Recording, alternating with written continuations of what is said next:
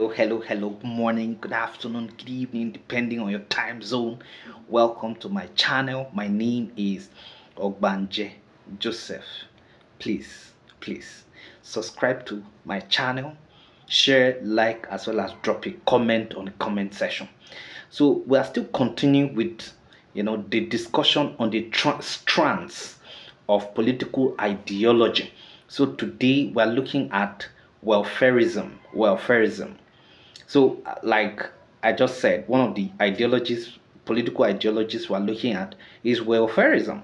Now, the concept of welfarism comes from the Latin word, comes from the word welfare, which means the provision of minimal, level of well-being and social support for all citizens. Welfarism is an ideology that is based on the evaluation of the impact of policies and programs of government as it affects the people. It is sometimes referred to as consequentialism because, like utilitarian theory, welfarism is basically on providing the greatest good for the greatest number in the society. Under this arrangement, the citizens are well taken care of by the state. Now, the quality of life of an individual is thick here in the sense that almost everything is provided either free or at a very subsidized rate. Now, welfarism, can take a variety of forms such as subsidies, monetary payment and vouchers, or housing. Now, welfare can be provided by government or non-governmental organizations or a combination of the two.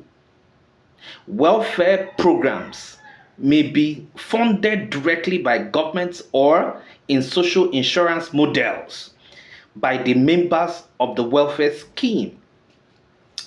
Welfare systems differ from country to country, but welfare is commonly provided to individuals who are unemployed, those with illness or disability, the elderly, those with dependent children, and veterans. A person's eligibility for welfare may also be constrained by means, of testing or other conditions. In a more general sense, welfare also means the well-being of individuals or a group. In other words, their health, happiness, safety, prosperity, and fortune.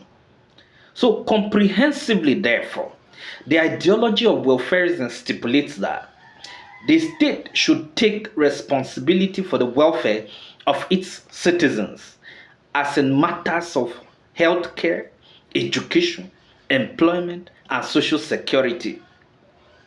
The version that was propagated by Dr. Nnamdi Azikiwe was tagged New Welfarism, and it is definitely explained, to imply that as it was actually tagged to imply that as an economic system, it was to imply an economic system which blends the essential elements of capitalism, socialism, and welfarism in a socio-economic matrix influenced by indigenous Nigerian moves, to enable the state to own and control the means of production, distribution, and exchange, whilst simultaneously enabling the state to assume responsibility for social services in order to be able to benefit the citizens according to their needs and officially specified minimum standards without prejudice to participation in any aspect of social services by voluntary agencies.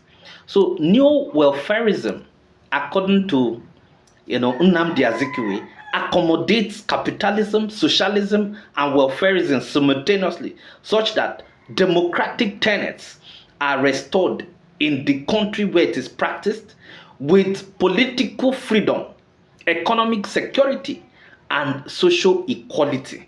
So that is actually welfarism and new welfarism, as was actually put by Nnamdi Azikiwe.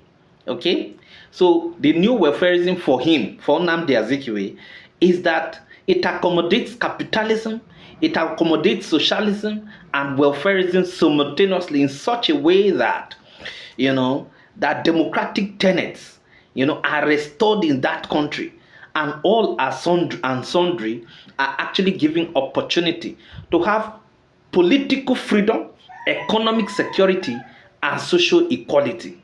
Okay, so that is actually for welfarism. Now, let us go to another strand of political ideology called Consciencism. Consciencism. Now, what is Consciencism?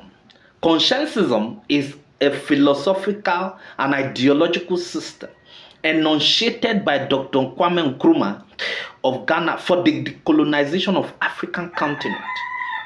The ideology is based on the philosophical and traditional disposition of the Africans, especially after independence, which is principally on unity in diversity. Kwame Nkrumah was among the first that practiced the ideals of Pan-Africanism after he had acquired his education in the West. The idea was for Africans to speak with one voice through the conscience of a true African, which is centered on unity, solidarity, communalism, and egalitarianism. The primacy of consciencism is on political economy of Africa to be democratized for Africans to have economic freedom. Now, this consciencism, as enunciated by Dr. Kwame Nkrumah, is actually talking about how to capture the soul of the African economy, how to capture the soul of the African culture, how to capture the soul of the African, society in general. Now, and how is African economic, political, as well as social fabric captured by Africans themselves?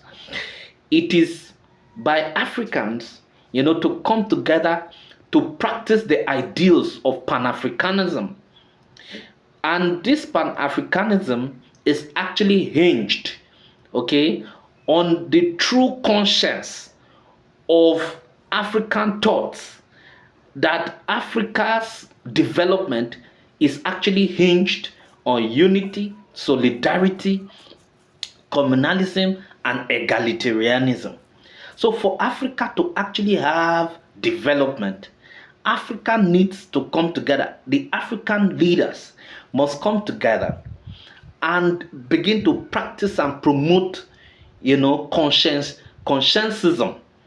And in practicing this consciencism, African leaders must ensure that the true ideals of Pan-Africanism is not just practiced but actually championed and sustained even to the next generation. Because for Africa to be true African, for the African societies to be true African, they must actually have certain very deep rooted, values that make the African personality, that gives authenticity to the African personality. And some of these things are unity, solidarity, communalism, and egalitarianism. That is what the African man is known for. The African man is known for unity. The African man is known for solidarity. The African man is actually known for communalism and as well as egalitarianism. That is the primacy of consciencism that must be treasured by Africa and Africans. Thank you very much.